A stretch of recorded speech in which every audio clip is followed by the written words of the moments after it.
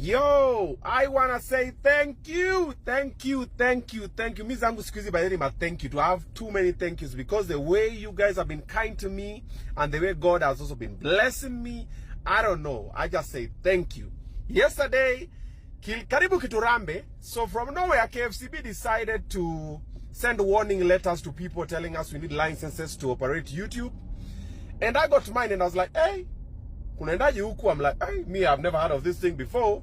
So I posted it. I said, niache guys, help me. Let me talk to my friend, Dr. Ezekiel Mutua. Let me consult. Because sometimes, unaweza lipuka kuraruka, but hata nasemanga ignorance is never an excuse. When you go to the courts never listen to ignorance. Ati unajua mimi sikuwa nimejua, inakuwa ni your responsibility. So that's why I said, hey, let me talk to Dr. Ezekiel Mutua, so at least anichanua na kunaendaje huku. But before I could even talk to him, akina commentator na nani akina Tumbili walikuwa shongea nayo, walikuwa wanafanya some other launch somewhere for Pastor Kanyari, I think some briefing, na akaongea na akatupatia side yetu na nikasema, oh, so it's there in the law. God damn, okay. However, the way it was peddled was very malicious. I'm thinking, you know the stakeholders, they even know our names. Oh, so my name is not Magana, it's Magana. There's no H in Magana, KFCB. Whoever wrote the letter, okay? Do your research. Anyway, back to the story. Let's not lose focus. So the way it was peddled was a bit malicious because I'm like, you know the stakeholders for the digital space, the content creators and everybody. Everybody has a YouTube page nowadays. Everybody has a TikTok page. Everybody has a Facebook and Instagram.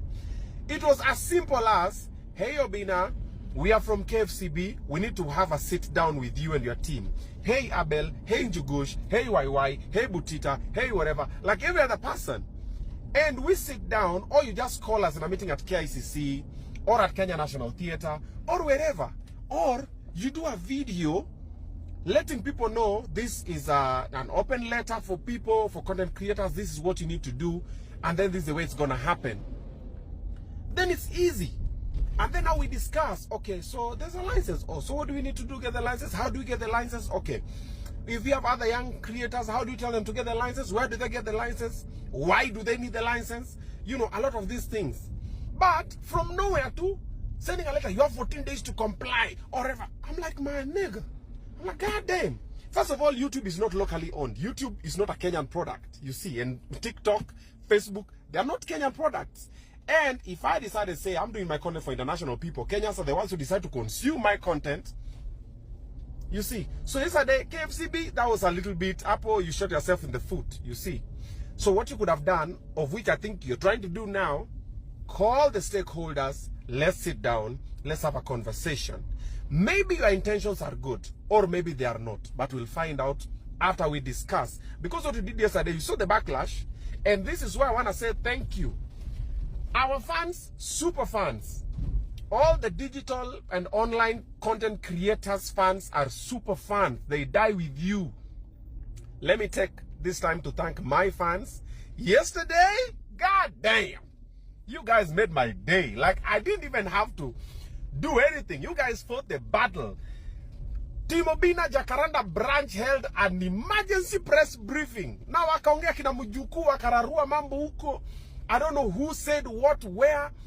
And also I saw the other people, Team Kurugenzi came through, Team Jugush, Team YY, Team Nani. All of these content creators they have families, they have teams. And one thing that KFCB needs to know, we have employed a lot of people. I always say this all the time. The people who work directly under me are about 25. The people working directly under me, I have about 50 people that I take care of every month, that they make sure akingia na unga kwa nyumba inakuanga hii unga imetoka kwa Obinna, Obinna TV, ama the Obinnas, ama Obinna TV Extra, ama the weekly show KE, ama my woman KE, anything that I do in my digital space. Because before I post anything, let's say if a video, there's a guy who makes the thumbnail, there's a guy who does the optimization, there's a guy who does the shooting, there's a guy who does the editing, there's a guy who does the logistics, there's a guy who does the makeup, there's a guy who dresses me up, there's a guy who looks for the location, there's a guy who feeds the people, there's so much that happens in production. You see, I'm not shoot video, like, oh, okay. There's so much. By the time you pay for the internet, that is the empowerment. You paid someone because umelipa internet, kuna stima, kuna maji guest atakunywa maji leto hapo na mtu. There's so much. So we employ so many people. So when you look at a content creator and you're like, let me just shut this person down for whatever reason. whether wame piss off mtu huko juu ama saidi umerealize that kuna pesa inatokea hapo, just know that there's a lot of people you are about to render jobless for blocking one person. You see? Take for example myself. Let me use myself in this example. If you look at my community, my immediate community, like my family and the little extension of my family, all of them, they depend on me. So if I don't make money, that means my immediate family does not live or does not survive. And for me to make money, I have to be able to create. And how do I create? If the organizations from my own government are the ones that are fighting me or causing me all of this unnecessary pressure while you're creating. And by the way, most creators, when we create, we don't need unnecessary pressure. Hasa ni kuna stress nini? You can't create well. You need ample space, mind ikuwe relax, creativity juices in a flow. You see? Right now I'm planning a tour. And for this tour to happen, I need to work on all the logistics, accommodation, transport, marketing, salaries, production, sound, nini. And I still have to write material because I'm going to be doing stand-up as well.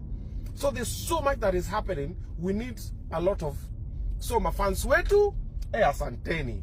Thank you. This is just a thank you post. I don't even mean to vent. I'm not even venting. Hata sina pressure. Hiyo ilishaisha. Okay? But thank you. Yesterday you guys showed us that there is power in numbers and there is unity. Let's not stop. Content creators, this is a call, a wake-up call. Let's come together. Let's find those associations that represent us so that they can sit on the table and find amicable working solutions.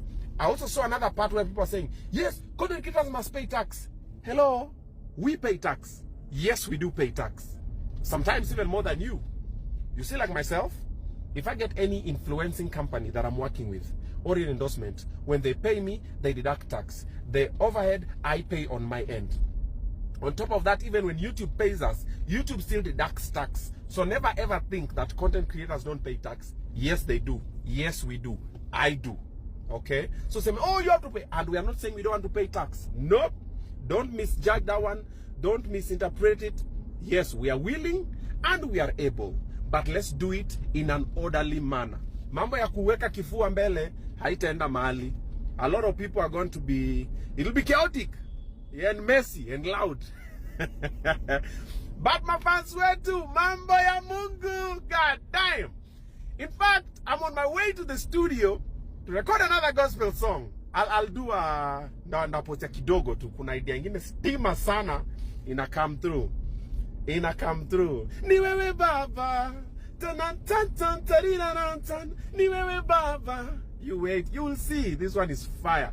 But thank you so much for the support that you guys gave us yesterday. We were not ready. Now wakaona. Let's not stop. Asanteni. God bless you. Have a lovely day.